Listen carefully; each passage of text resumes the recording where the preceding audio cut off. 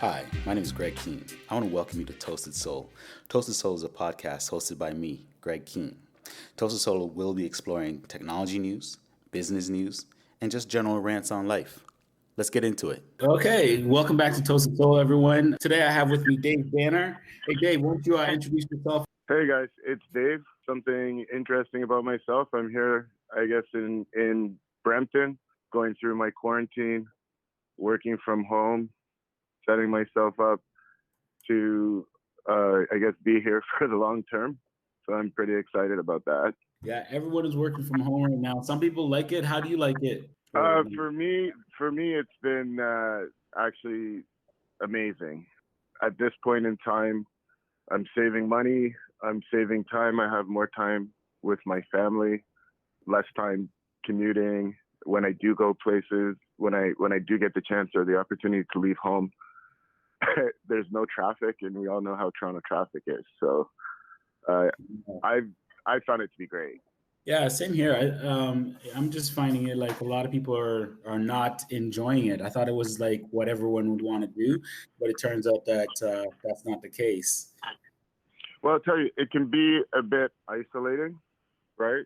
In terms of not having the day-to-day contact with your coworkers and other people and getting out. But I live in a townhouse complex that's really, really kid oriented and really family friendly, and all the neighbors sort of collaborate to keep the kids occupied, and the kids have sort of been in the townhouse bubble. So we got like a group of kids that play outside together and sort of have been since the shutdown. So I think that's really been helpful for people's mental health and for people's just connectedness. And it's helped everybody maybe not feel as isolated. Like, for example, at around 2 p.m, all these kids come out on bikes and skateboards and scooters, and they start zipping around, and parents are sitting on balconies. We can talk to each other over the balcony or down. So we don't really feel as isolated. I can imagine if you live, maybe in a suburb where the houses were more distant and everybody was sort of inside and playing in their backyards, it would feel like a ghost town, right?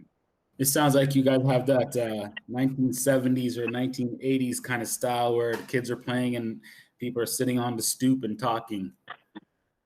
That's exactly what it is. And Awesome. and sometimes drinking, sometimes washing cars, like just doing sort of the stuff that you really never did when you went to work for 8 hours or 9 hours or 10 hours and you drove for a couple hours into the office or rode a train, and you get home and you're exhausted and you just want to veg out and you got to feed everybody and get homework done. Well, now you have time, right? Which is, I think, what we're all probably finding to be the most valuable thing. Yeah, and it's like we're getting, like, COVID is taking lives, but we're kind of getting lives back because we used to go through that zombie motion of going to the office, and now we can enjoy a little bit more out of life. I find so. And I mean, yes, there's been restrictions, for example, restaurants, bars, that type of thing. But then, your grocery store run is something that you take more seriously, and you're cooking at home, and the types of food that you're putting into your body, that changes a little bit. Less takeout, less rush, less getting kids to their basketball practice or their gymnastics or wherever you have to go. And you're home. And in our community, we have a really good community of neighbors of, all different backgrounds, and most of them also have young kids. So, we collaborate. Sometimes someone will pick up some food and share it with the neighborhood. So yeah, it's been it's been great just even getting to know the neighbors better, right? Just having that, that community support. So yeah, like, I don't want to discount the fact that this time has been really difficult for families and for individuals who've, been out of work or, been affected financially or health-wise. But, in our little bubble, fortunately, we've been able to sort of survive the economic sort of aspect of COVID, and fortunately, everyone's been mostly healthy around here. So I like it. I mean, I like the adjustments, and I would say one more thing. Sorry to cut you, Greg. No. But the one thing that we could, I think, all take from this is that although some of these restrictions are a bit onerous and challenging for people, some of the lifestyle changes and the changing way that we work and the way that we meet up, like doing it through Zoom or Google or whatever, I think those things that have been incorporated to fight the spread of COVID some of them remain in place to assist us with climate change and some of the other challenges, overcrowding on the roads, traffic, transit, right? So you're finding solutions to some of the city's other problems within the solutions to the pandemic. Yeah, I think that is a key point. Like the pandemic is horrible, and we are now detached from that lifestyle of going out and doing things like restaurants and things like that. But it's teaching us a very good lesson. It's showing us that we don't need what we used to consider as normal doesn't have to be normal. And if we just change a few little things, we can change our environment for the better. That's something that I think we're all going to notice in the future. Like I know a lot of tech companies are moving towards not really going back to the office, where people will be working remotely. And that's going to, like you said, reduce the amount of cars on the road, thereby reducing the amount of carbon that's pumped into our atmosphere. 100%. Yeah. And so the key really is, I think, looking at this moment and looking at, reopening the economy and sort of moving away from some of the social distancing stuff, but doing it in a manner where some of the aspects that take the strain off of people, first of all, people's life, their commutes, buying gas, for example. I used to buy gas every 5 or 6 days. Mm-hmm. Now I can go 10, 14, 16 days without buying gas, right? So that, multiply that by millions of people, and think of what that is doing to benefit the environment. So the key really is not missing the moment when people say, and I quote, "Let's get back to normal." That normal, I think, needs to be a new normal, and it needs to be a little bit different. If I could take that a step further, you can reopen, things like Ontario. We're in stage 2 right now, so we're getting to swimming pools, community centers, patios, etc. But really, there's no need to bring thousands or tens of thousands of office workers back down into, the downtown core to basically check email and write reports and hit the GO train at the end of the day or hit the DVP at the end of the day, right? So if these tech corporations are leading the way with a more permanent work from home or work remote strategy, I think it's imperative that as we reopen, right? Because September's around the corner and kids are, itching to get back to school, and parents are itching for their kids to get back to school. But I think, we can mitigate the effects of a second wave of the pandemic, and B, sort of lock in some of these really, really basic and really smart solutions that involve, people not going to offices to sit at a computer all day when they have that at home. Yeah, you're completely right. I mean, the technology is there. I don't know why. What is the purpose of going into the office? When I was a Google rep, I never went to the office. We had like 1 or 2 meetings that we had to go to, like the office. Every other time it was just like I'd get up and I'd probably hit a meeting. We'll see our vendors. Well, we do have the technology to work smarter. I'm glad for COVID in that it's going to now make these companies utilize this technology and therefore reduce the, like you said, sending tens of thousands of employees back downtown just to check email, which is ridiculous. Yeah, so I think there's like a sea change, right? Because companies resisted this, when they didn't have to send people home to work. Like a few people got to work from home, and there's, projects where they tried teleworking with the department. I worked for Bell, right? So there were always people with laptops that sort of had the ability to work from different locations remotely. But, the core staff is coming into an office in Mississauga or coming to an office in Scarborough and sitting all day doing stuff that, by the way, is also being done in India and the Philippines and all around the world with the technology that allows it to happen.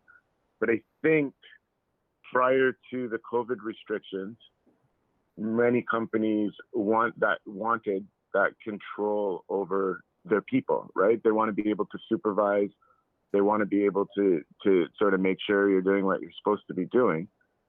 And, it was like basically 2, 3, 4 days where everyone in our office was literally told, take your computer home at the end of your shift. And these weren't laptops. These are desktop computers that we work on. Wow. With dual monitors and, it's a big setup. It takes over my, a good portion of my basement here. The thing that I think has been demonstrated to them is that, people are at home, so they don't need a manager looking over their shoulder, asking them, what are you doing this second, right? They have monitoring software. And I know in my particular job, what the feedback we've gotten is that we're equally or more productive here at home, and everything's gone smoothly. The transition was smooth. Not a lot of, technical issues that are giving people downtime. So the fact is, by being forced to do it, we've sort of, as a workforce, proved that, hey, we can do this, and you don't need someone physically looking over my shoulder to sort of ensure that I'm not slacking off or I'm being as productive as possible, because people have demonstrated, at least the same. And I think I'm more productive at home. Well, I think the numbers show that people are more productive at home because they just feel freer and less like they're not being watched. And by having a happy employee, then that happy employee will be a more productive employee. Speaking to this kind of stuff, what do you think about the idea of the 4-day work week that they're thinking about? Well, so a 4-day work week could be a benefit to all kinds of people, but it could also be something that reduces people's income, right? So what they're saying is that you work 4 days, you still get the same salary, but it's only 4 days. Well, then, hey, let's do it. But you understand, in application, my guess is that some employers would, stretch your work out over the 4 days and give you that extra day off, and you would probably be equally productive, maybe working, 6 or 8 or 10 less hours a week and having more time with your family and more time to exercise, more time to take care of your health and your household and all of those things. And then there would be, those bad actors that would take that as an opportunity to decrease people's pay, right? Right.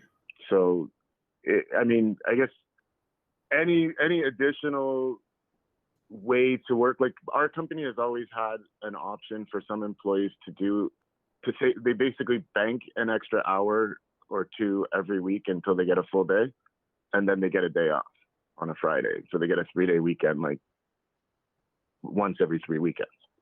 So there's lots of ways to apply that, and obviously different type of work requires, different measurements and different types of hours and coverage and whatnot. But anything that moves towards a better quality of life, more time with your kids, more time with your family, more time, to pursue outside interests is going to make for a healthier society, right?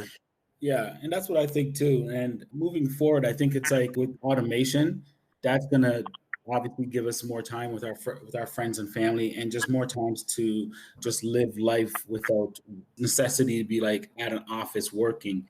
What was interesting about all of this is the CERB, $2,000 a month. Right.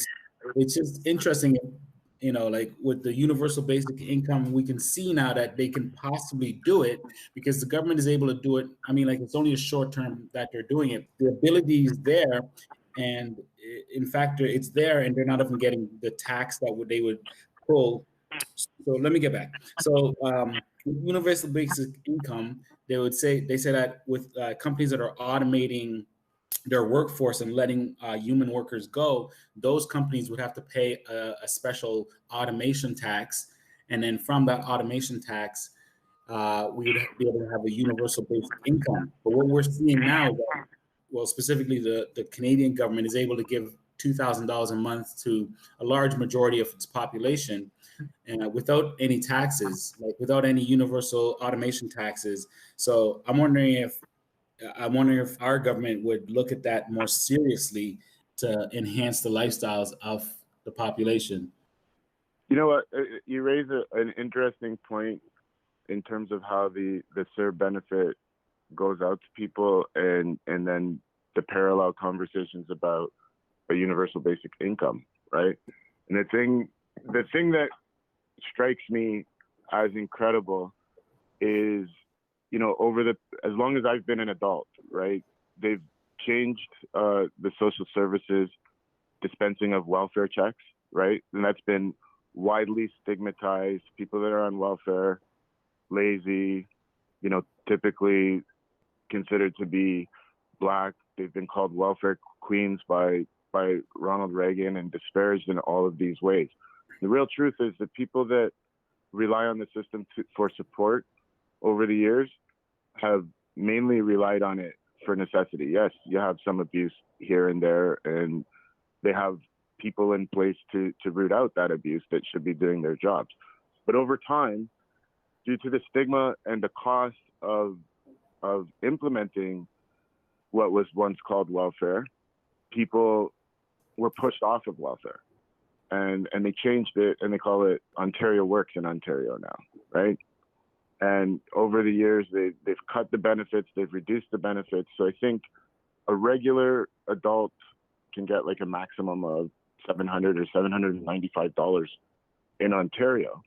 And these are people who, they live in various regions, their housing and their cost of living is different. But just imagine in the GTA, in the Greater Toronto Area, living with $795 a month. What happens though is when there's a widespread need for this type of assistance because the economy shut down and people are forced from their jobs, immediately the government nearly triples the amount that they're giving to people. And they're able to do that, and there's no stigma attached to it, right? Right. So, this is a widespread personal emergency with the amount of people out of work needing to rely on some help. But if we were in the old normal, the people that needed to rely on that help, they were facing the same situation. It was just not all of us were facing that situation. So we said, let's give them as little as possible. Let's drug test them. Let's make them report what they're doing with their money. Let's check their backgrounds. Let's, put all these conditions to that money. And here, this government has literally said, it's okay to literally give out this benefit with no conditions attached. So that disproves the whole idea that, welfare is a disincentive to work, or welfare is for the lazy or for people that are taking advantage of the system, right? The fact is, when the mainstream, middle class, regular Canada needed a hand, they boosted the payment almost 3 times, and they got it out like within what, a week? Very quickly. Yeah. It was incredible that they had the capacity to do that. And now contrast that to, you know, what we call Ontario Works, where you have this vast network of social workers and checks and balances and people whose job it is to determine, you know, who gets welfare and how much, and who gets support and who gets benefits, and if they're meeting, you know, all of these stringent requirements and how many months they're eligible to get it for.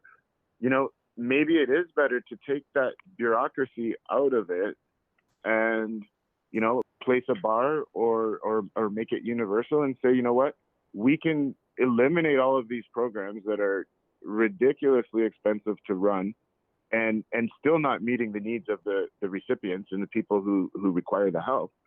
Remove those programs and replace them with something that meets the needs, that reduces poverty, that gives people a real chance to get themselves back on their feet and maybe start a business or start working, you know, maybe in a minimum wage job, or go back to school so they can get something better out of life. I mean, like, I agree with some people that if there was a universal income, some people would take advantage of it and probably just sit at home. But I think the larger majority of the people would take that as an opportunity to start a new business, because I think a lot of people, we go to work and we just don't have time. Like, yeah, you get home from the office or you get home from whatever, and you're just burnt out. You don't have the energy to do anything else. And we know that small business is what runs the economy. I've always thought it was a good thing. Like, I'm working on projects that are literally going to take jobs, but my idea is that, you know, these jobs that are going to be taken will be supplemented by some kind of universal basic income that I, as a business person, would be willing to pay. Right. And I think, you know, this might sound counterintuitive, but I think most business people, most Canadians would be more inclined to, you know, share a greater burden of taxes or paying for social programs that actually work, right? And actually produce better outcomes. For sure. We live in a free country, and it doesn't make sense that we criminalize these people that require this kind of help. It's not necessarily that they're on it because they really want to. It's because they need help. And I've always been of the mindset that if you need help, I'm going to help. I don't understand why I wouldn't. Well, of course, but we, you know, in the past, the help has been sort of begrudgingly given. Like, the conversations always, like, if you have this conversation with, you know, people at work or your friends or at the barbershop, what you'll find is there's always someone that points out the abuse, the laziness, and the percentage of people who somehow miraculously got a check from the government and think they're on easy street. And, you know, that's not what the data shows, right? The data shows that, first of all, the program has reduced who qualifies for the help over years of budget cuts at the provincial level, to the point where it's almost next to impossible to, you know, collect a government check without meeting the requirements. And so they've rooted out the abuse, and they've put, you know, stringent tracking in place, and they've done that over 30 years, you know, 40 years of systematically defunding those types of programs. And what you're going to find, I think, and the irony is the juxtaposition of when everybody needed help, there was no stigma, there were no real checks and balances.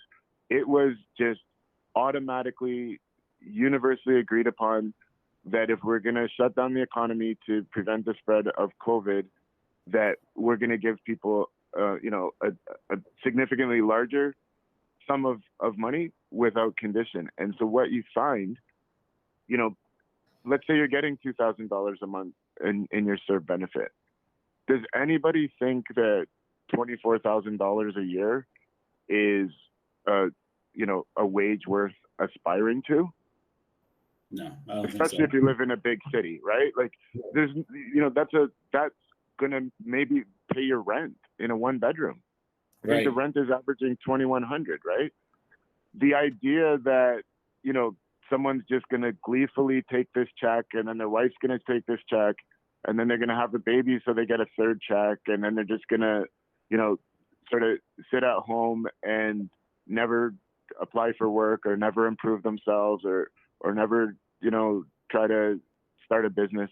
I think that's, you know, I think that's an idea that was put forward to assist in the people who wanted to dismantle the social services and the community aid that was being given out. I think that sort of meme-like idea of welfare moms, welfare queens, you know, Black people or immigrants taking advantage of the system and getting a free ride, like that's really not what we see.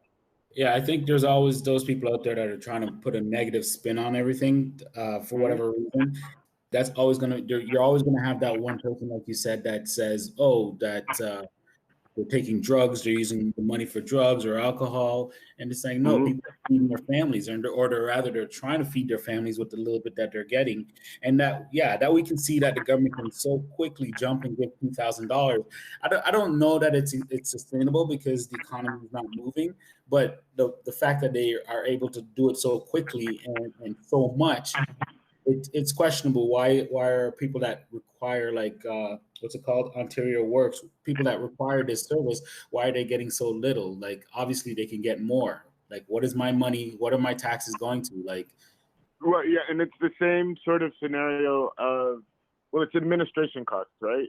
And it's these programs are built, and you know, more stuff is added in, and more staff, and more checks and balances. It's the same sort of thing as if you like to donate money to charity, and then you find out that you're giving money to a particular charity and only 20 cents on the dollar was actually reaching the people that it was intended for. right. Like, let's ensure that all of the money that's intended for this program is going to the people who need the money. That would be smart. I mean, things have to change. Like, the way things are running are obviously they're not working. Hopefully, moving forward through COVID and everything, you know, we have smarter people in places that will see this, make changes happen. Because, yeah, I didn't know that. Like, all the stuff that you're telling me right now, this is all news to me about the welfare system being called Ontario Works now, and that they're only getting $7.95. Like, I live in Toronto, like $7.95 is like when you go down, you go down the street, you basically spent $7.95. It's so expensive, you know what I mean? So, right. So I think the key is taking advantage of the moment. So this is a major social disruption, right? You've got COVID, and you know, the shutdown and the quarantine and all of that, and then simultaneously you have this push for racial equality, and you have people in the streets demanding, you know, systems to be changed, and people who are bullies or racist to be removed from their positions of power. And so the key is really, I think, seizing this moment and saying, look, we don't want to go back to what it was before. There's better and smarter ways to do, you know, everything from distributing social services to running a school to, you know, how police function and operate in our communities, right? So right now you have this moment where, you know, are you going to change over the entire government and the bureaucracy and the public servants who work on the policy and all of a sudden inspire them with a bunch of new ideas? No, you're not. You know, on your own, like we can all vote, and we can all try to, you know, maybe support candidates that are progressive in these areas. But the one thing that's moving, you know, these systems and these power structures to change is people are being held accountable now. And, right. and people are, you know, large numbers of people are hitting the streets, protesting, you know, outing people, outing systems that aren't working or that are unjust. And they're saying, like, no more. We're doing this in Brampton with the school board. It's been a decades-long fight, right? And I don't know if you've heard everything, but I'll just give you the background. People started complaining that there was anti-Black racism within the school board and anti-Muslim racism and not enough diversity in the staff. And, Brampton's a very diverse area where, some of the schools have up to 80% South Asian and brown populations and high Black populations within the schools. And the school board continued to sort of push back against the community in terms of making any sort of real changes to whether that be the curriculum or the staffing or how they teach. They got into situations where they had police in schools handcuffing like a 5-year-old. The board members were heard talking about a school called McCrimmon. One of the board members jokingly refers to it as McCriminal because of its large Black population. Wow. There was a complete sort of disregard for the students and their learning and their diversity. And there was a few people within the board and a bunch of parents within the community that started attending the board meetings and making demands and calling out, the incidents that were affecting their kids. And eventually the government had to step in. And so they took months and they did an investigation. They brought in 3 people to peel open the layers and really look what was happening. And they came up with hundreds of examples of inequities and injustices that were happening. And, obviously the families were proven right that, there is a race problem, there is a discrimination problem, there's unequal treatment. Kids are being streamed into basic courses and, just because they're Black and they're not thought to, have much potential to go to university and get a better education. They had higher rates of suspension. Kids were in some cases getting suspended for wearing a hoodie or an earring to school. It was insane. But the community pushed and pushed and pushed. They got the report. And then the same people that were in power, the board and the superintendent of education and all of these people, they said, oh, geez, you know what? Maybe there is a problem. We'll fix it. So the same people who had ignored and denied the problem determined that they're going to be the ones to fix it. And so then they started sending out emails to the parents about apologizing and recognizing, the difficulties that are faced in the different communities, and they have a diversity plan and they're going to implement it and all of this stuff. Well, exactly. And so the parents in the community didn't stop, continued attending the meetings. They continued protesting. They continued demanding change. And, the board was sort of dragging their feet because essentially the board members and the school board itself was being called out and called racist. And they dug their feet in. And they, in some cases refused to apologize. They covered for each other. And they stalled the process of really getting to improving the situation for the Black and brown students of Brampton and Mississauga and Peel region. And what ended up happening is finally they held a final protest last Wednesday, which I attended, and it was a Black Lives Matter. It was about the police brutality, but it was also about the Peel District School Board, and the rally ended at the Peel District School Board offices on the Wednesday when they had their meeting. And at this meeting, the board unanimously voted to agree to be taken over by somebody who can fix the problem because they have finally accepted and admitted that they haven't been able to fix the problem. They're not qualified to do it. Right. So they're bringing in outside help to root out, the problems and implement strategies to change it. So I know that was a long-winded story, but my point really is that whoever you elect at the local level, at the provincial level, at the federal level, and whoever's in place and whoever's their staff, yes, you'll get some better ideas and you'll get some smarter people and you'll get some people who are champions for change. But politicians act when they're pushed.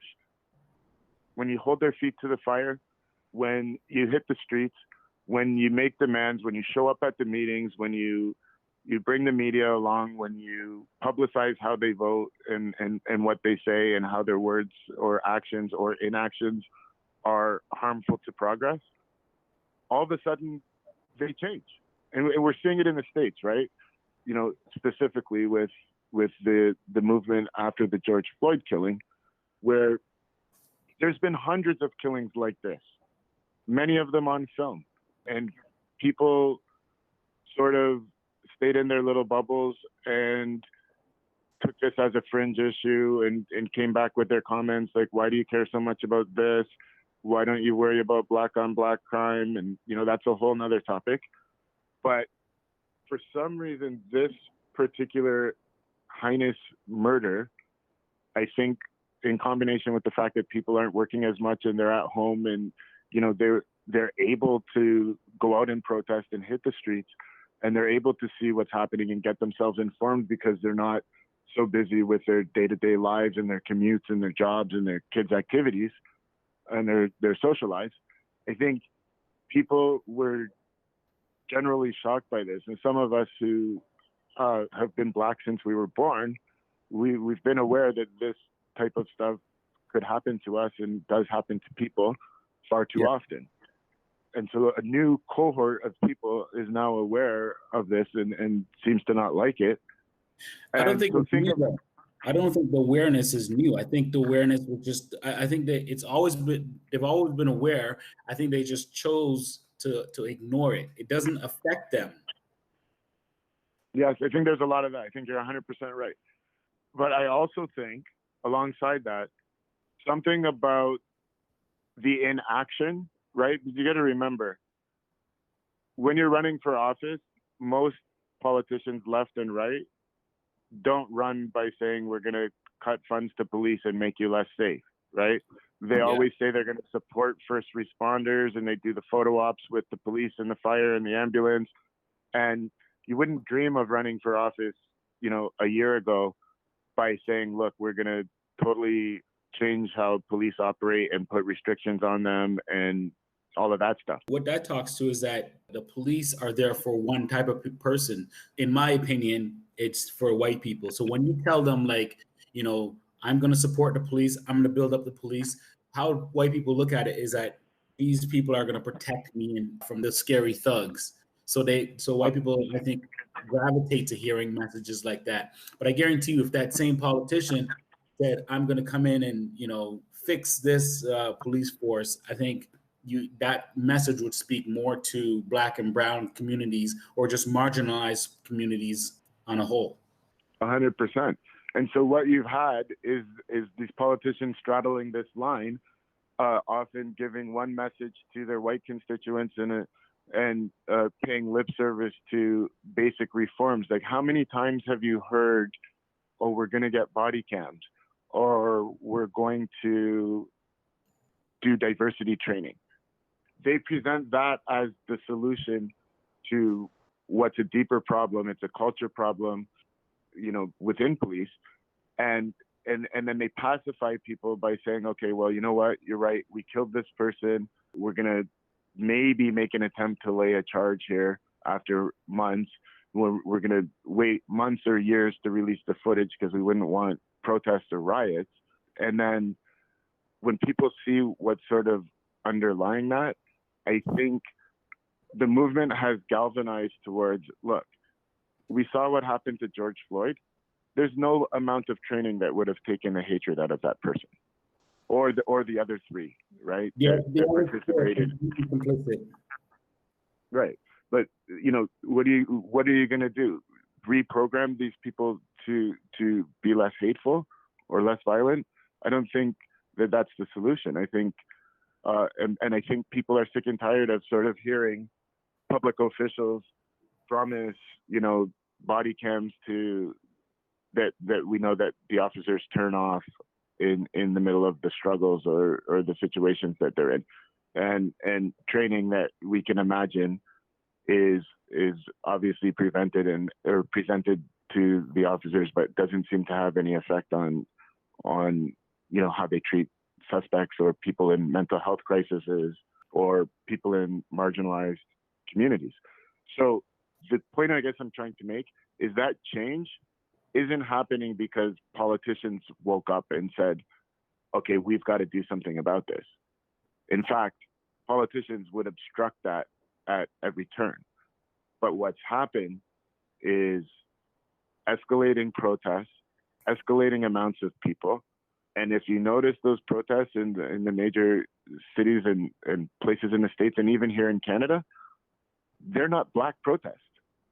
There are Black people there, but most of these protests are majority white and other cultures. They're not just a bunch of Black people marching in the streets.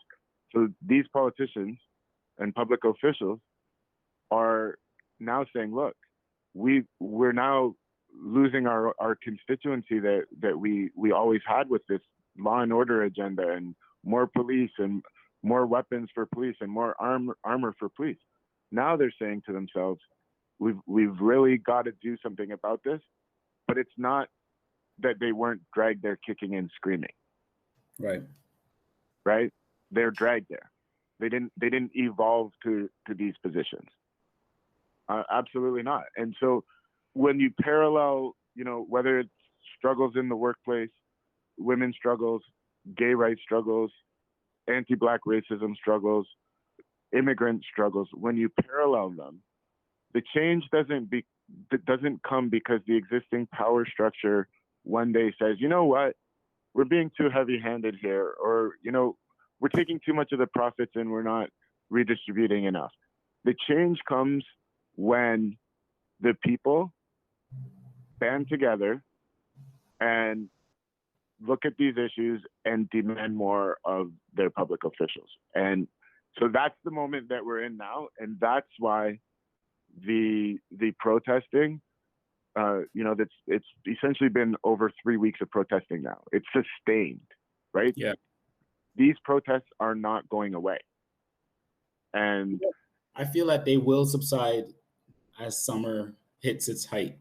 That's not your thought? I mean, can you imagine how exhausting it is to attend protests day after day and face sometimes violent police with rubber bullets and tear gas and curfews and restrictions and, marching? Like, it's exhausting. To be an activist is exhausting, right? To be a protester is exhausting. So certainly, I think the push is the longest I've seen, right? This isn't just one push. And what keeps on fueling it, if you notice, is these police are under scrutiny for the George Floyd situation and situations like that, but they continue to act out, right?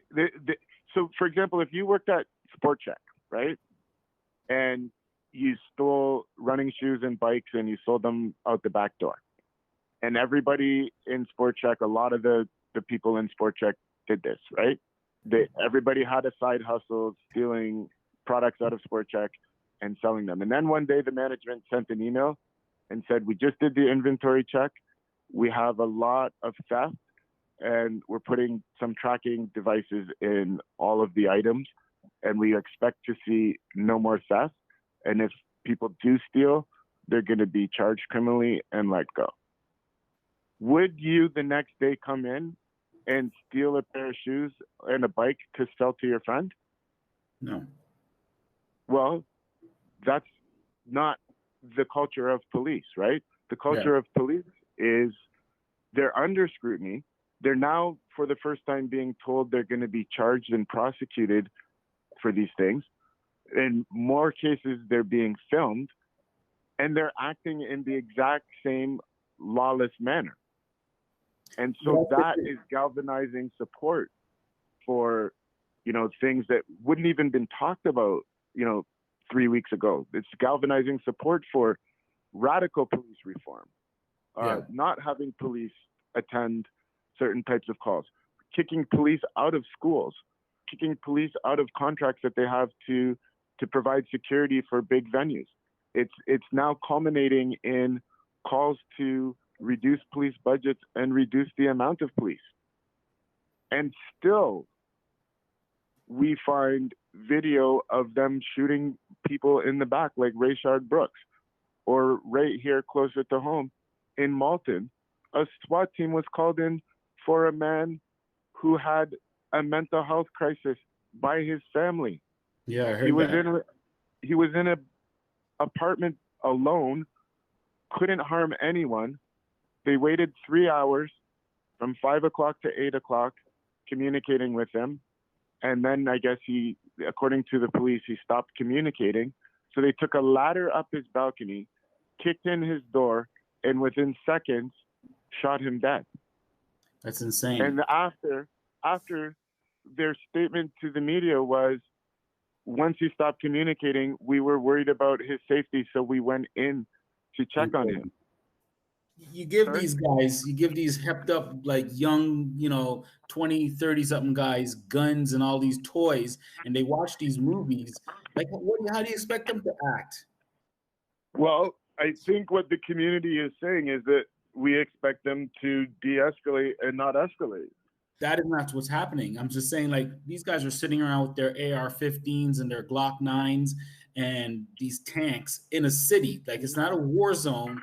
And it's like, yeah, so when something goes down, you're not teaching these guys to walk in and say, hey, Mr. Smith, how are you feeling today? Like, can I help you? Let's talk about this.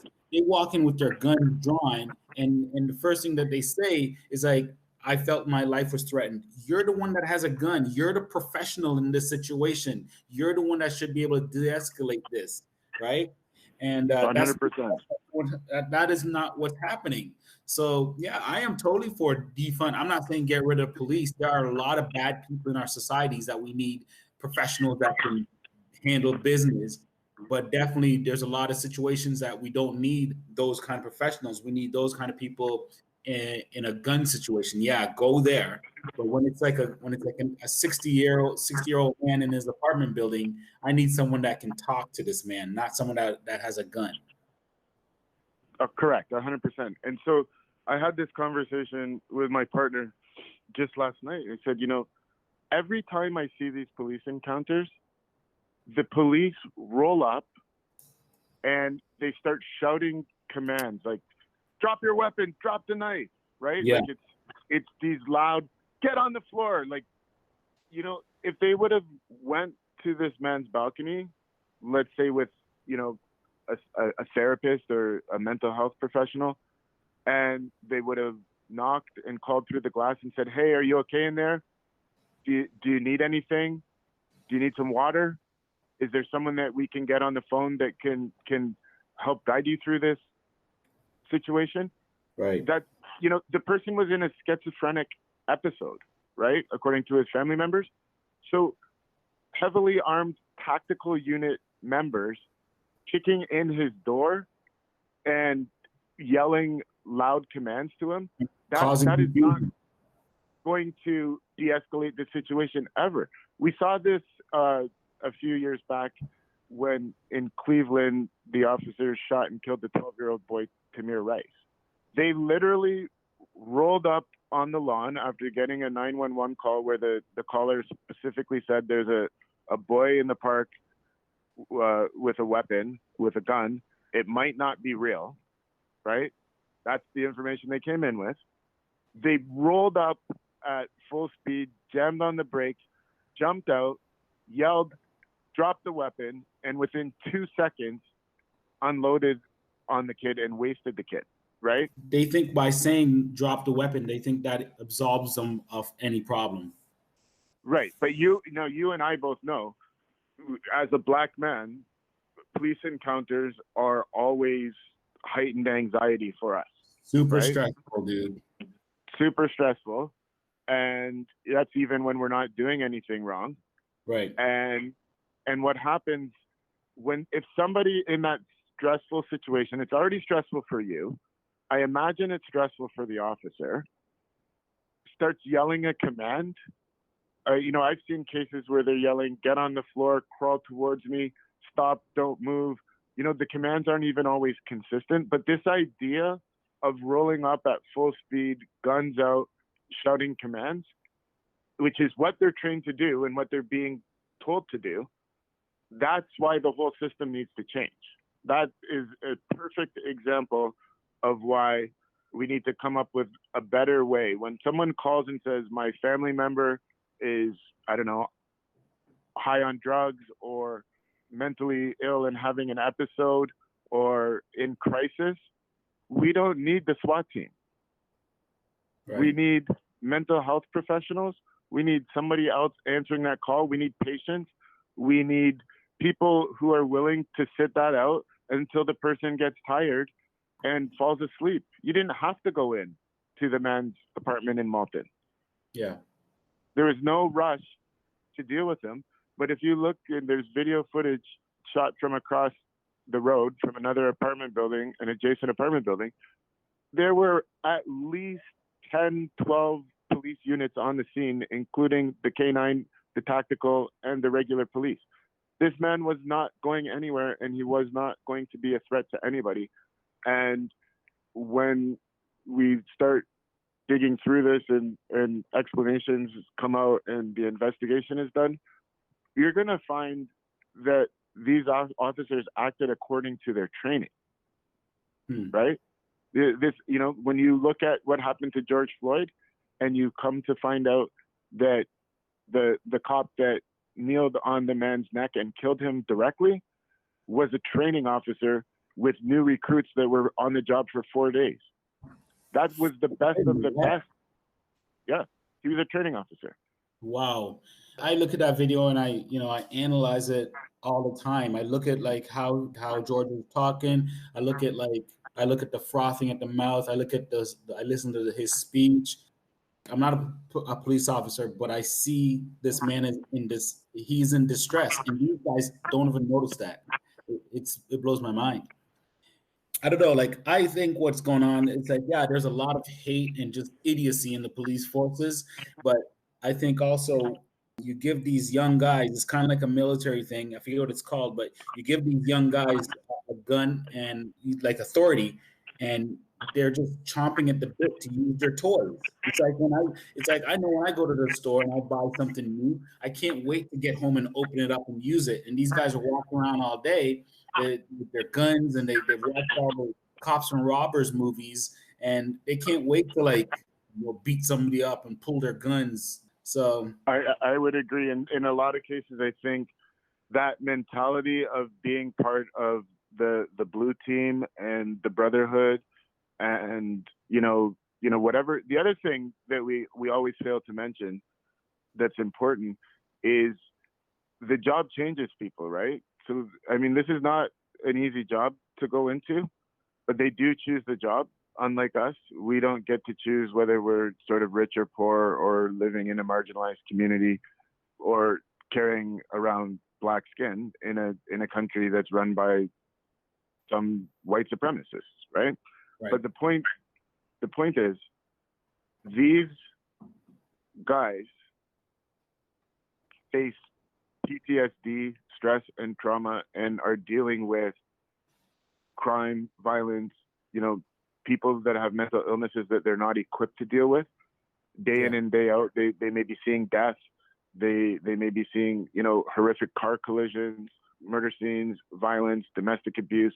This changes you, right? So the thing that has to happen in conjunction with, training changes, rules changes, policy changes, more diversity on the force, maybe reevaluating what calls are answered by police officers and what calls you send mental health professionals to. The thing that has to be done alongside of that is, I firmly believe police need to be paid well enough to live in the communities that they work in. They have to be part of those communities.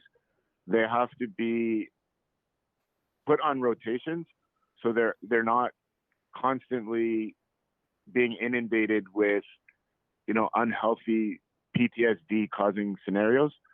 They have to be just for a second before it skips my mind. But I think cops are paid very well. So once they're paid that money, they then move away from those communities. I think that's the problem. Right. You know what? In Canada, you're right. In the States, be a Detroit cop and see how much you make. Really?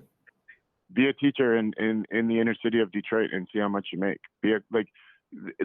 here you're right. Most of them are going to make surplus of $100,000 a year, and they're going to go and they're going to live out in Keswick and get a house for cheaper than they would in Toronto. But I mean, the conditions can be, look, you're going to live in Toronto, you're going to get this rate of pay, but you're going to have to stay living in Toronto as long as you're a Toronto police officer.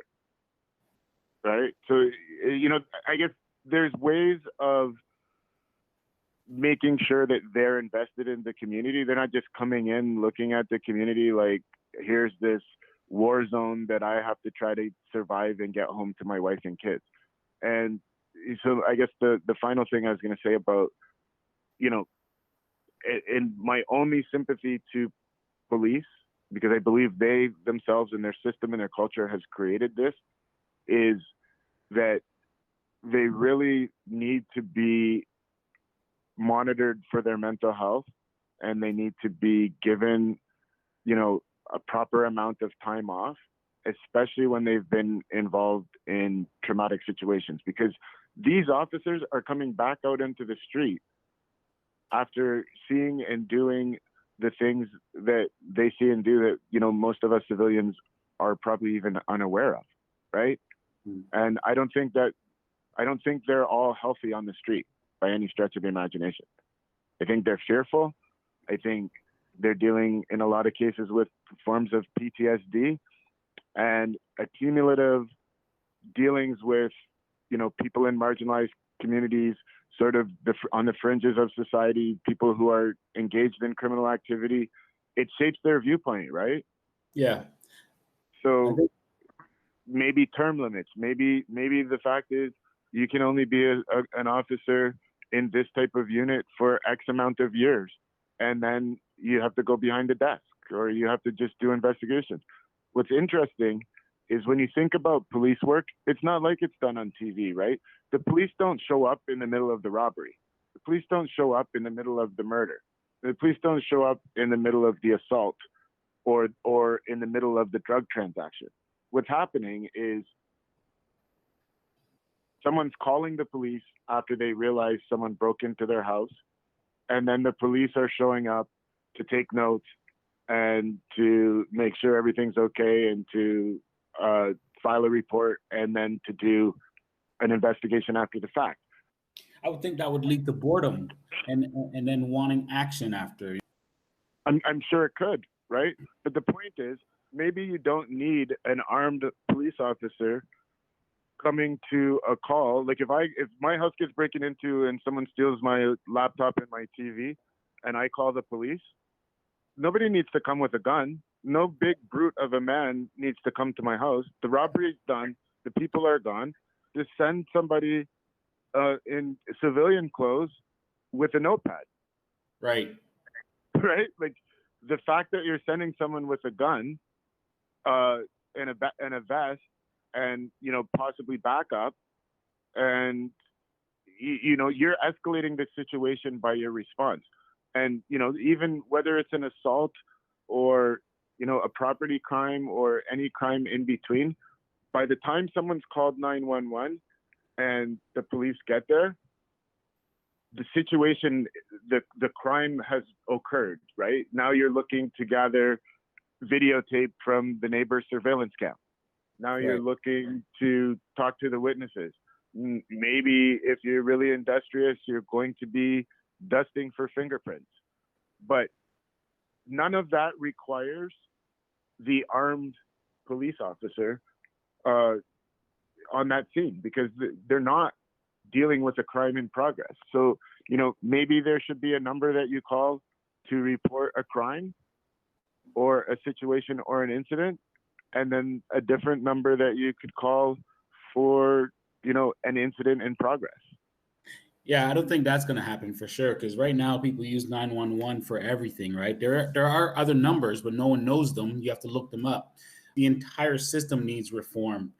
There should be no waiting on 911. The reason there is waiting is because everyone's calling it for everything, right? So I don't know how it's going to be done. I'm not that smart to figure that out, but it needs, from the ground up, needs reform. And all the points that you've labeled today are exactly what they need to hit on, and probably some more, but for sure the thing that you laid on, cops need to have, like, they need to go into situations, or they need to be first trained, like, psychologically, that they have a higher control over, like, stressful situations where they're not getting, losing it and letting stress take the better of them.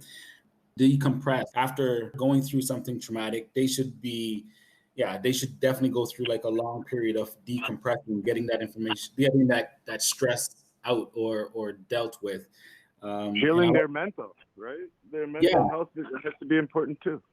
For sure, for everyone, it's necessary. Yeah, once they go in, I think that it does change them, and it becomes the us against them, and it doesn't matter who you are. It's just the blue against the whatever, and I think that is a major problem. And that's like, I mean, like sometimes when I watch cops on TV or whatever online, you'll see a cop being bad, the one bad apple that they call them. But then all the other cops are standing around. You're adults and you're a police officer, and they're not doing anything. So then, in my opinion, you're all bad apples. Because how can you stand there and watch another man beat a woman, beat an old person, beat another man? No, I agree 100%. And so the bad apples argument just doesn't fly, right? Like that's the argument of, the type of people that are trying to drag their feet on police reform is to say, that one guy that did this to George Floyd will now be prosecuted. So he's the bad guy. So we got the bad guy. But when you dig deeper into this incident, you'll find a whole litany of troubling things. This officer had 17 or 18 previous complaints. This officer, and here's the example. Here's why I was talking about the pay. And this, again, affects probably more U.S. police forces. So these officers, they moonlight as security guards in nightclubs, right?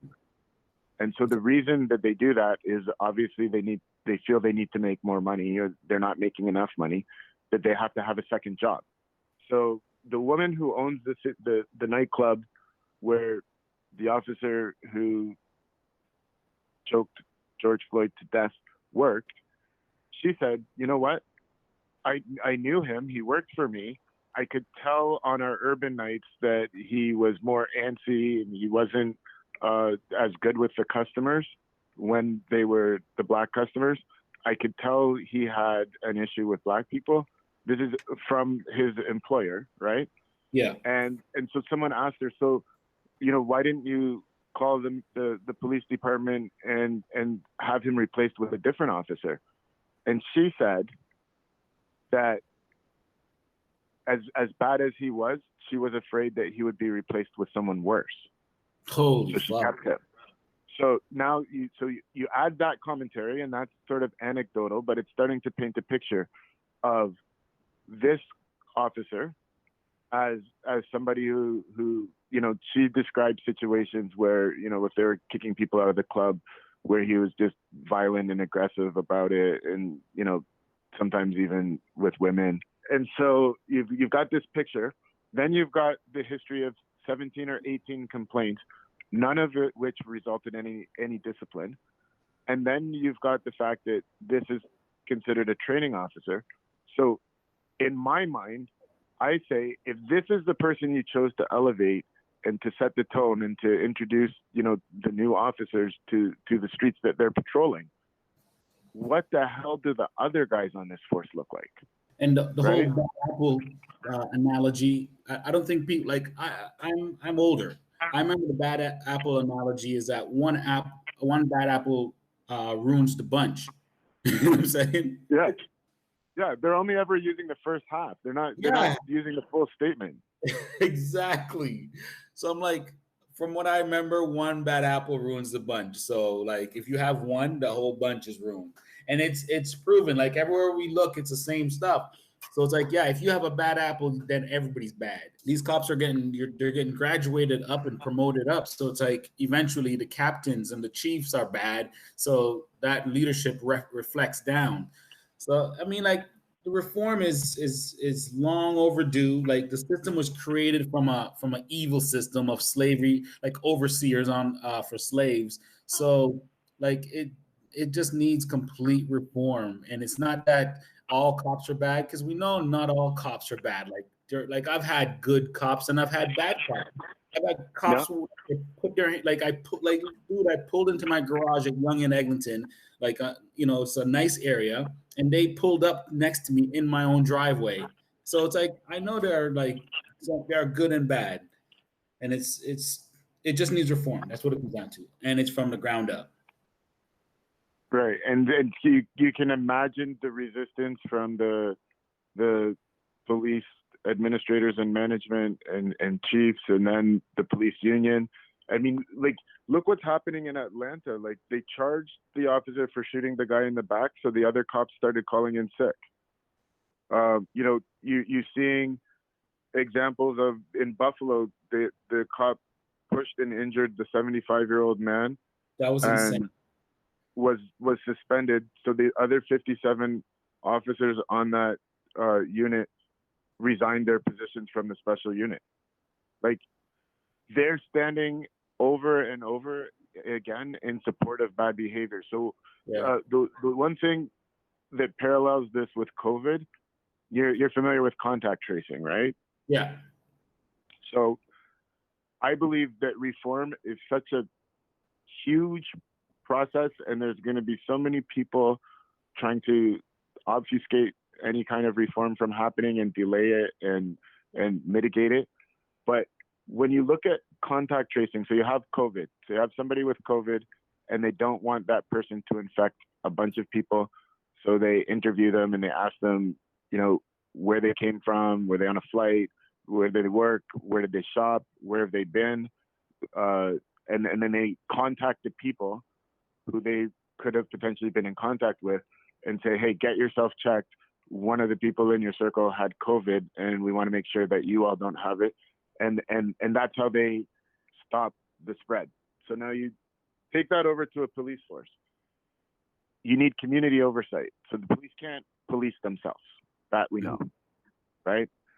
So these community groups that are out here protesting, and their associations and the actual people in the community need to be given the authority to do contact tracing on police. So what that means is, you're an officer, we get your file, we see your discipline, we see whatever charges were alleged against you or complaints were alleged against you, and we look at it holistically. We look at your arrest record, and we screen that through race-based data. So we want to see, do you only arrest Black people? Do you arrest consistently?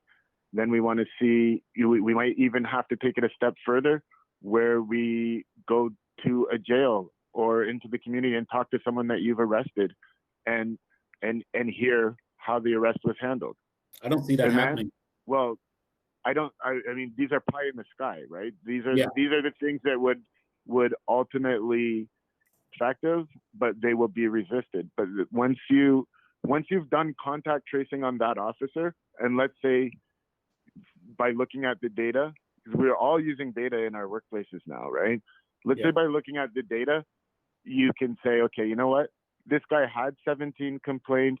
We interviewed some of the people he arrested, and we got the same kind of story, like an extra kick in the back, an extra punch in the face, nothing too bad. He hasn't killed anybody, but there's also these 10 complaints over here. And when we look at, in his career, he's made 103 arrests, and 100 of them are Black people. Well, then, if you determine that that is unacceptable, then you put that guy on a desk until you can eliminate him from your police force. And you contact trace him to his partners and to his supervisors, and you find out who handled the complaint against him, who was at the scene with him and did nothing. And you deal with all of these people, all of the bad apples. And if there's only one cop left that's good, then you hire new cops. Right. And you start fresh, right? Like, anything short of that is going to be lip service and is not going to result in the reform that we're looking for. And you can see what we have now is we have angry police. We have police that are refusing. We have, I think there was one police station in Georgia where they basically said, we're not going into any calls unless it's an officer down. Unless it's an officer is having a problem, we're not going on calls. We're going to leave the community. So people are going to call 911. Maybe their husband's beating them up or something. We're not attending that call because we're mad because we could possibly get charged, with a crime, or we could get fired at the end of the day. So, they resist any type of movement towards reform or accountability, and they resist it as a whole, as a unit, as they're trained to do. So you have to be prepared to dismantle it as a whole and as a unit in order for that reform to actually happen. Yeah, I think it's a very hard battle ahead, but Black people have never stopped fighting, and I think the fight will go on, and eventually, hopefully, we get a change. I keep using the word hope, and I'm trying not to, but something needs to change.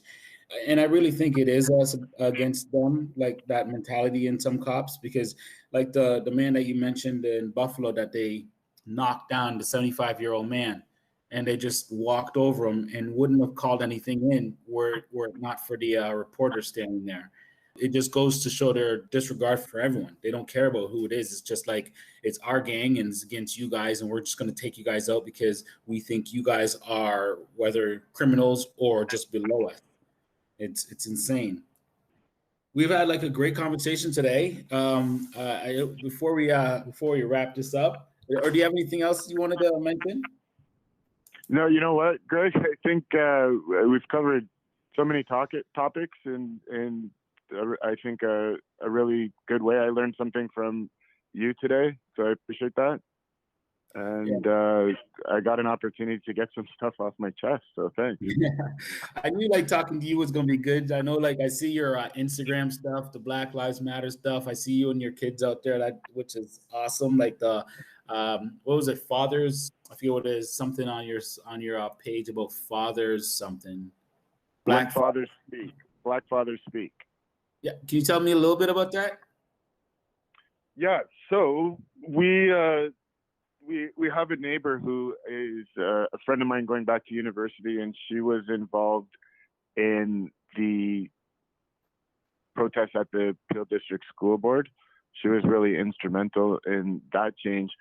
And her and a group of girlfriends had decided that it's COVID time, they have kids, they couldn't go and attend the protest in person, but they wanted to do something. And so they came up with this idea to create a video with these signs with these powerful messages. And so my neighbor asked me to help her shoot her video. So I did, and met with a couple of the women. Me and my partner went down there, and we helped them shoot their video for this little project. And then I said to myself and to them, I said, why don't we do something similar, but with the guys, with the men, with the dads, especially with Father's Day around the corner. And so we kind of stole their idea with permission, and we ended up creating our video. So this was like guys that I knew, Black fathers with children that were interested. It's incredible, right? Like some of my friends couldn't do it because of where they work, and they were afraid of a backlash, or being publicly seen to support defund the police or Black Lives Matter. It was anxiety creating for some people, but we got a group of people that were able to participate. So everybody had to film their own sort of 20-second section with their messages that everybody in the group chose for themselves. And then we had this really great, a great friend of mine edited everything together with the music, with the song "One Man Can Save the World," Big Sean and John Legend. Really inspirational song.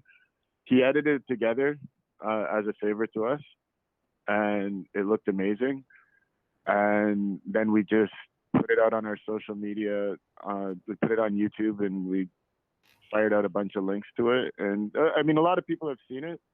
I think Sunday wasn't the greatest day for everybody being around their phones and their devices because they were doing stuff with their families. But it's still gaining traction. So yeah, if you wanna see it, maybe you can post a link if I share the link with you, Greg. Yeah, give us some plugs. Okay, well, it's So it's called When Black Fathers Speak, and it's about 2 minutes of just, I think, really powerful sort of video and messaging that, you know, speaks from the heart of how we feel. Yeah, it's a great video. I watched it earlier. It was very powerful. Yeah, if you wanted to catch that video, I guess they can go to YouTube and search it on YouTube. Yeah, or they could go to my page. I guess YouTube's probably the easiest way. Or I don't know if you're able to attach maybe a link in the podcast. Or... Yeah, for sure. I can do that for you for sure. So I'll put Okay. all those links under this podcast when it posts. So Dave, I have like 5 questions I usually ask my guests, and not 5, but I have 5 questions, and out of the 5, I usually choose 3. So I was wondering if I could ask you a couple of them. Yeah, go ahead. So the main one that I always ask is, if I was walking down the street and I saw you right now, what tech would you have on you? What's your everyday carry, your EDC technology in your pockets right now? iPhone 10 XR. I think it's called the XR, 10R X. I work for Bell. I work for a phone company, but I'm not a really big tech guy. But you know, I have my Beats by Dre headphones, earbuds that I carry with me if I'm gonna go for a run or hit the gym, which I haven't been able to do in quite some time. And just my iPhone. Oh, okay. That's, like most people I've talked to so far, a lot of them like know that I'm a tech person. They know I'm like Android, but everyone I've talked to so far has is rocking their iPhones, which is, I mean, like it's interesting, but that's just what it is. Did you happen to watch? If you have a second, I'll explain to you why. It's not because I'm partial to Apple products or not. It's just I got caught up in their ecosystem really early. Yeah. So, I have an Apple TV. I've got all of my songs I've purchased through iTunes over, many, many years. So I have a library of music that I own. I'm not really a streaming guy. Mm-hmm. And it becomes harder and harder to switch and transfer over your stuff. If you ever want to make the break from Apple, they make it very difficult. Yeah. So when your device gets outdated, they keep you, right? You have all of these Apple ID accounts and all of these, your cloud photo storage, everything is in their ecosystem. So when your device gets old or outdated or breaks and needs to be replaced, you end up veering towards their products again, not necessarily because you think they're better or more useful or anything like that, or more affordable. You veer back towards their products because they've taken you into their ecosystem, and it's challenging to, move your whole life into a different ecosystem. And yeah, the garden is very pretty. It's a walled garden for you guys. It is. I sometimes struggle with it. Sometimes I'm like, man, I can't believe, like, even something as simple as having a song in iTunes and wanting to share it with someone, you can't send it to them. You can't even send a song that you paid 99 cents for. I don't think you even own it at 99 cents. You own your downloaded version of it. Yeah, I mean, like some of the stuff, I was talking to some other people about some of the stuff. It's like I've taken pictures and uploaded it to my Google, and they edit it. Like they blurred certain things out. I'm like, it's like I don't know if I own this stuff anymore. Well, no, you own it to the extent that you have access to it as long as they continue to exist and provide you access to it. Yeah. Right? Like even with iTunes, if they discontinue iTunes and say everybody has to go to Apple Music for streaming, that's a whole nother thing, right? Like, and they've talked about that. I think that's what they're doing, but I think iTunes will exist in the background. They'll migrate your stuff over, probably. You'll migrate your stuff, but like I dabble in DJing, which is not to say I would ever do it publicly, but I have a little DJ mixer thing and my MacBook, and I do my own home personal crappy mixes. But I require to have access to all of those files to get them into the DJ software. So I can't use a streaming service to add my music into the DJ software. So I'm kind of stuck whenever I need new music or want to add music to my collection, buying it. And I don't mind, right? I think the artists deserve the support, and you know, I don't think we should all be getting our music for free. I remember the days of going to, you know, Dr. Disc or Sam the Record Man and taking $40 and being happy to get, you know, 2 tapes or 2 records. Yeah. I remember the days after. That's what I remember. Yeah. What's your passion? Well, my passion is for my children and my family, first and foremost. Undoubtedly, undeniably, unquestionably, everything I do for my kids, and to hopefully leave a legacy for them that they can be proud of and that they can have a leg up, right? So I'll go to work, and I don't always have passion for that, but I would go to work until I was 90 to support them. You know what I mean? There's a few other things that I'm passionate about. I'm passionate about my activism. I'm passionate about Black equality. I will settle for nothing less than full equality. I'm not interested in revenge or making people pay, but whatever steps are necessary to achieve full, unequivocal Black equality, I'm passionate about those. And I'm passionate about my membership in a union that I think can be a tool to further those goals. I'm a past president of a union local. I spent 3 years as an organizing director in a different union.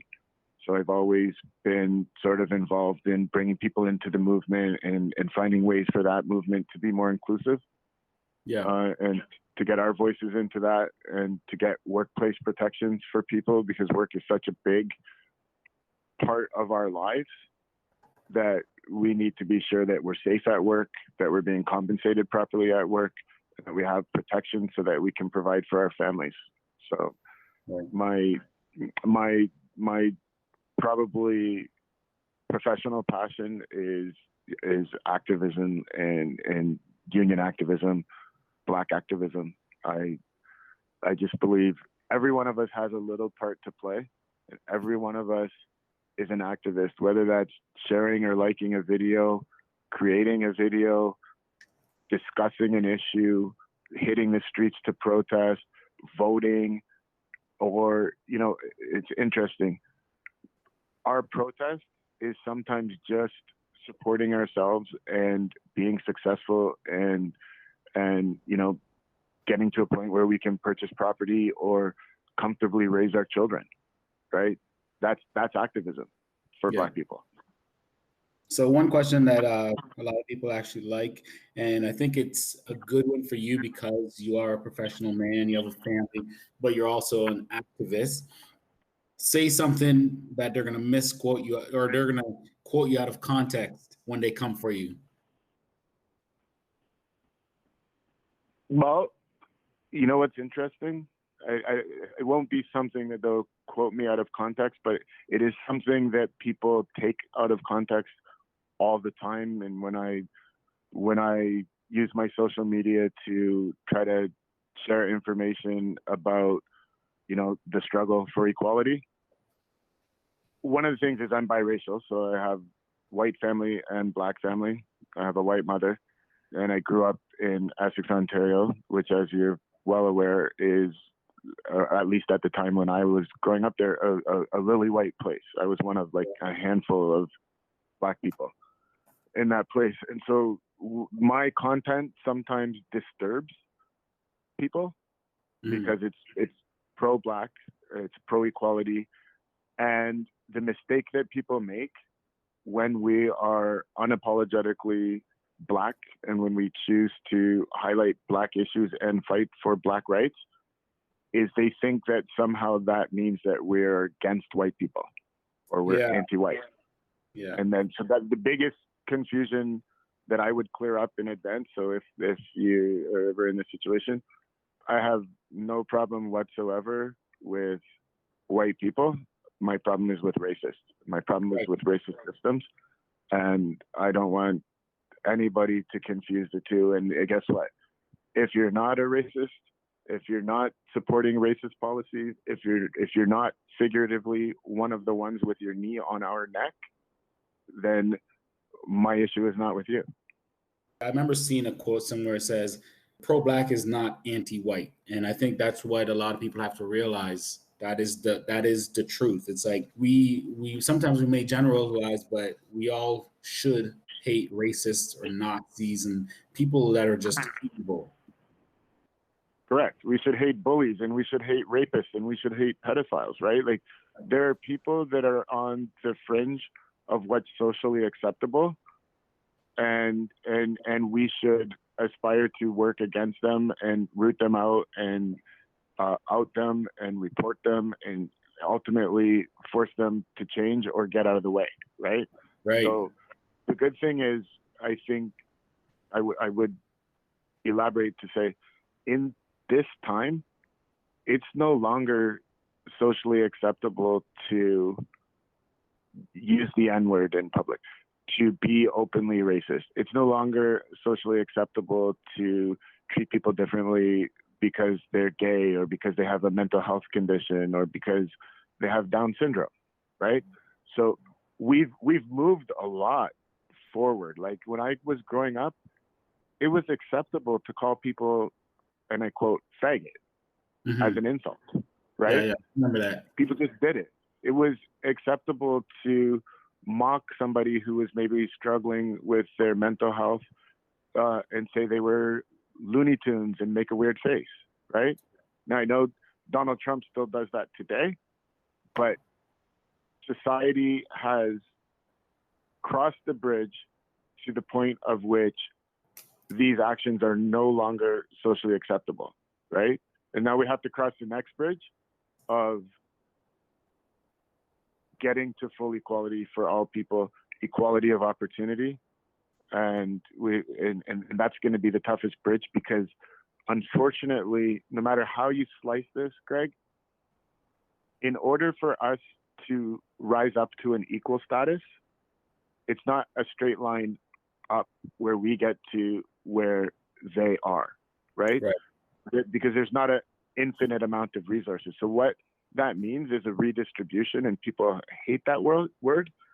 But as we're rising up, let's just say in quality of life or in economics, as we rise up to our rightful equal place, the adjustment includes the existing power structure and beneficiaries of white supremacy and inequality to drop down a few notches, right? And that's really what they're resisting.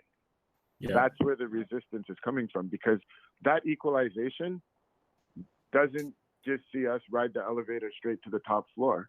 That sees, if it's a 10th-floor building, that when we're on the 3rd floor right now and we used to be on the 1st floor, we may end up on the 7th floor, but we got to blow up those top 3 floors and bring down the rest of them to the 7th floor with us. That's the equality. And the resistance to that is so great, and it's so prevailing because, Greg, nobody wants to hear that, you know, what they got or what they inherited or what they feel they've earned based on their merits needs to be split up with other people who didn't get an opportunity to earn because they were stuck in an inferior school, or because they were locked up or beaten or marginalized somewhere along the way, or denied opportunity, or their resume was thrown in the garbage, right? People don't want to hear that they're somehow going to have to come down from that pedestal of essentially privilege and benefit so that someone else can come up. However, you are noticing these really brilliant examples of people in the existing sort of hierarchy, and powerful people that are stepping aside from positions of privilege and stepping aside and resigning and saying things like, I'm gonna clear this space for a Black or brown person. Serena Williams' husband, the executive at Reddit, he's one example. He literally resigned his position. He said, "I want you to fill it with a black person." Wow, I didn't know that. You know, and these are the types of things that are going to have to be more widespread. You know, another one that did it was the Mulrooney guy on CTV, Ben Mulrooney. Yeah, the former prime minister's son. He was embroiled in, his wife was embroiled in some controversy, but you know, he did the right thing. He didn't have to do this. I mean, it's actually more than the right thing. But we need the people who have historically held the positions of power and privilege and benefit to recognize that, hey, you know what? We've had this all along. We still have this. Let's get some new voices in here. Let's create a space for Black excellence, for female excellence, for someone from a marginalized community to take over a leadership position here now. Let's create a new position, or you know, let's remove two people from this board of directors and fill these two positions with people of color. You know, there are ways that they can assist us in achieving our goal of equality. And I think, you know, we're starting to see a trickle of these examples. So when you go back to, you know, the word hope, I'm a cynic by nature. I'm skeptical of, you know, sometimes our ability to see this change in our lifetime. But I am hopeful when I see some of these actions by allies and by people who, you know, really want to make a difference, you know, of any culture, of any skin color, of any position. They're coming out of the woodwork, right? And so that societal measure of what's appropriate and what's acceptable, you can see the pendulum is moving in the direction of, you know what, you know, just like the Me Too movement did for, you know, victims of sexual assault. If you were a perpetrator of racist behavior, racist practices, racist policies, time's up. You're gonna get called. You're gonna get outed. You're gonna have to account for it, and that's what we're seeing today, I think.